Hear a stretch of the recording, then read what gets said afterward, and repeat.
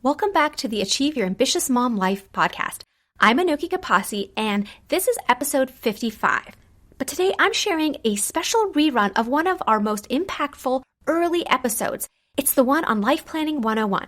Our podcast community has been growing rapidly, and I wanted to make sure that all of our new listeners have access to this fundamental framework that can really transform how you approach your daily decisions and long-term goals. Whether you're feeling overwhelmed by competing priorities or struggling to find time for personal growth alongside family responsibilities, or simply wanting to create more structure in your life, this episode provides a practical system to help you design a life that feels authentic and fulfilling. So in this rerun episode, you're going to learn about the complete life planning framework, which is basically the foundation for every episode of this show. And it starts with identifying your core values, creating a personal and family vision, setting goals that align with what matters most to you, and making day-to-day decisions with confidence and clarity. And I think you're going to find that this approach is going to simplify your life and help you reconnect with your personal identity and feel more purposeful in your daily choices. I've linked a comprehensive blog post to reinforce what you hear in this episode. So let's jump in. Are you looking for a way to blend success and motherhood without losing sight of who you are? I get it. I've been there too.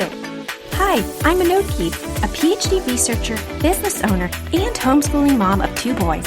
As your life coach, I help moms like you create a life you love at home and at work.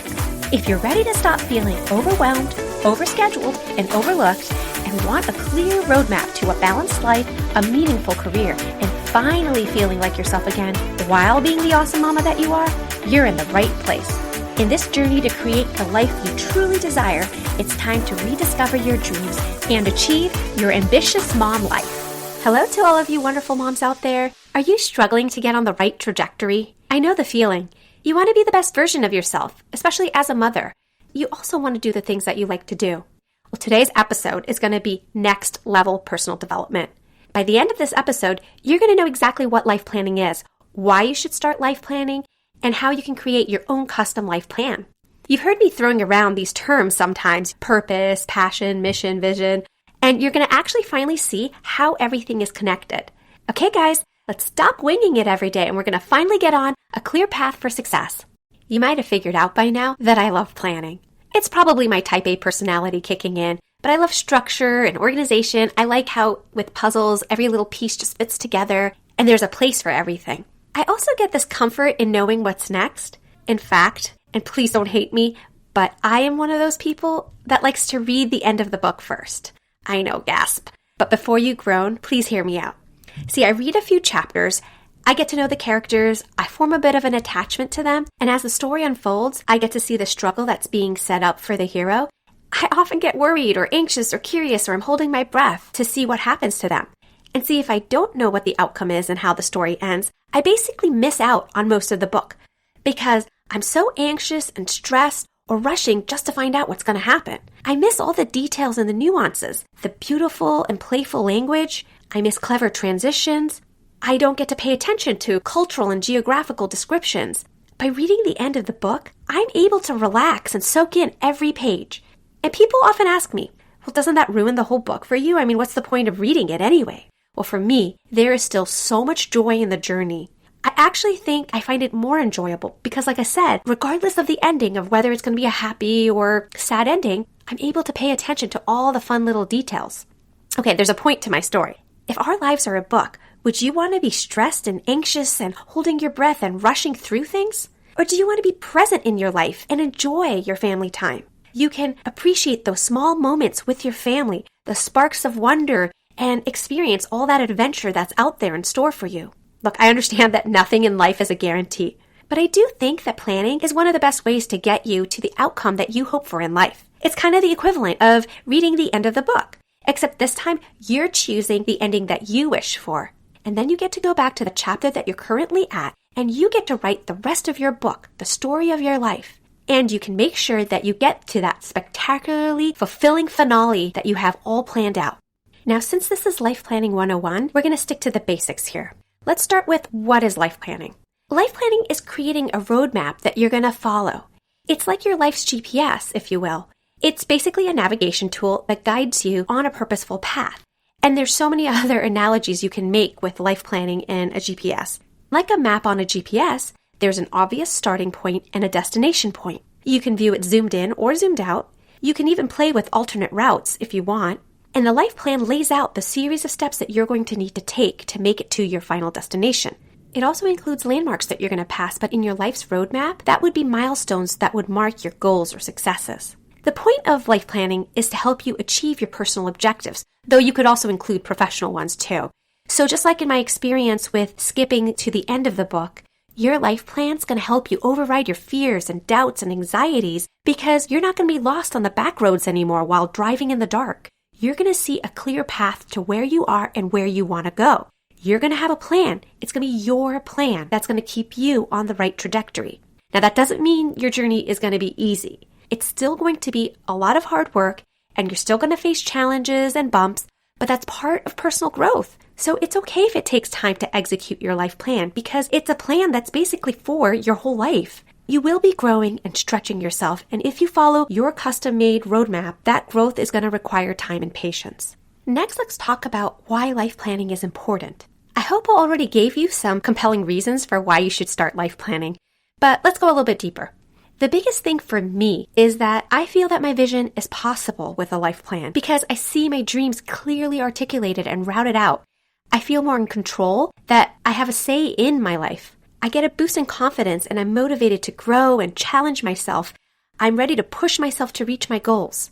It's like when you're trying to get fit. You could try to fumble around with workouts, or you could have a workout plan, a clear strategy of how you're going to reach your fitness goals very systematically. You're going to be much more motivated and confident knowing that you have a plan. And then there's also logistical reasons why you want to have a life plan. It's going to dictate how you spend your time. It serves as a reference point for every time you need to prioritize something in your life.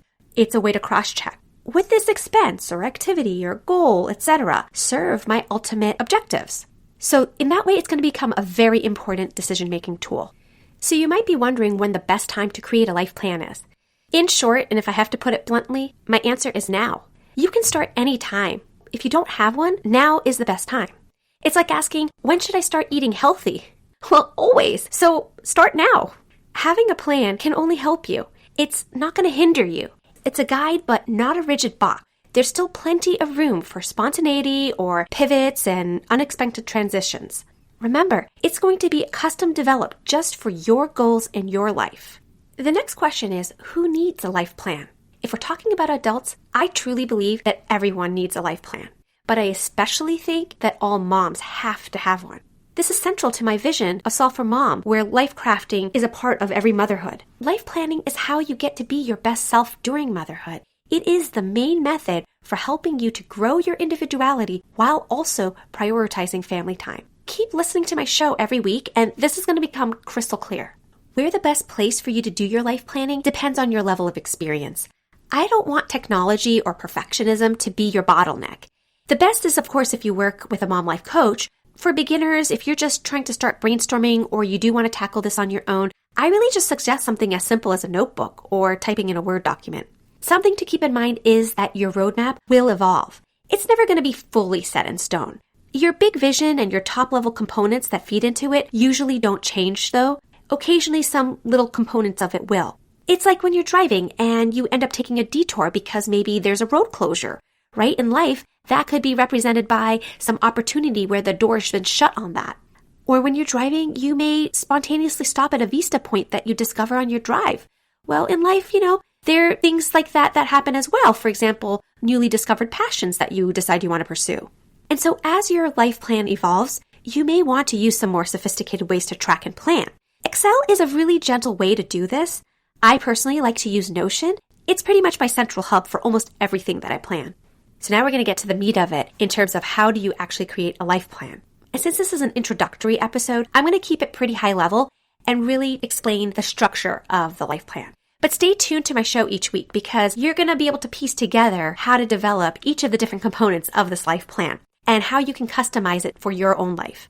One of my favorite problem-solving strategies is to work backwards. We actually did this in episode 4 with the check and chunk method for developing timelines for home projects. It's where you figure out what you deem is the final completed project, and then you work backwards to build in the milestones and the checkpoints for your timeline. So I'm going to actually link that episode in the show notes in case you want to revisit that method, because this is a very similar approach to what I use in life planning. So using this backwards approach, what you would first work on is your vision. This is the top of the plan. This is where your destination is going to be. It represents your future and the impact that you want to have on the world. When you open up your GPS, it first asks you, where's your destination? Well, that's your vision. And you create vision by deciding where you're going to be once your mission is completed and your purpose is realized. And this would be applicable to all areas of your life. The next part of your plan is the mission. This feeds directly into your vision.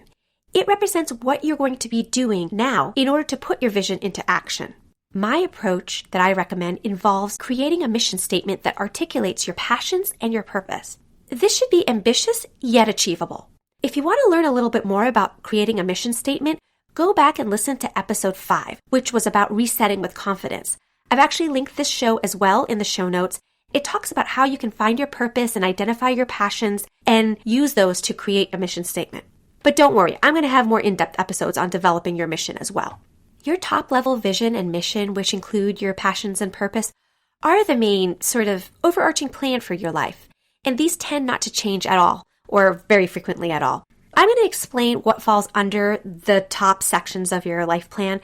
But first, I want to mention one component that underpins the entire life plan, and those are your values. Typically, your personal, your world, family values all overlap quite extensively. Your personal values, which reflect your individuality, may also include some extra ideals and beliefs as well. Your values span your entire roadmap. Each component in the life plan must sync up with your personal values.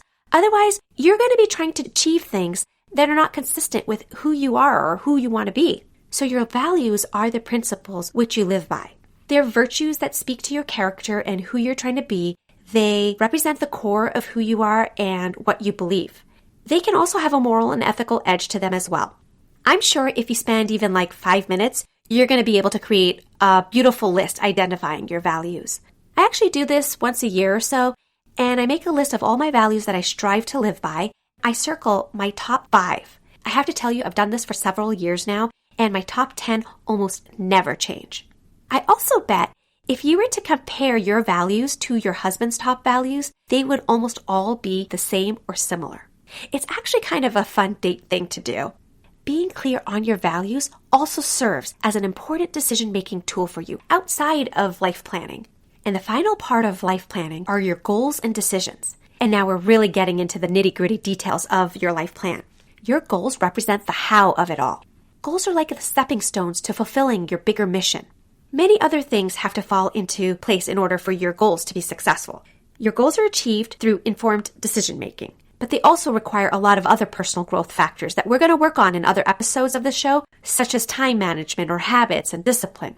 So if we go back to our driving analogy with the GPS, your goal could be to reach your destination by a certain time. Well, this requires a series of decisions, right? Which car are you going to drive? When do you have to leave? Can you stop for lunch on the way? Do you have enough gas? Okay, so let's take this now to a life vision. Let's say your vision is to live in harmony with nature and spread a greater appreciation for green living because you see us as part of a bigger ecosystem and you're driven by wanting to pass on a healthy earth to the next generation. It's all fine and dandy to say that you have this grand vision, but it's another thing then to try to execute your plan.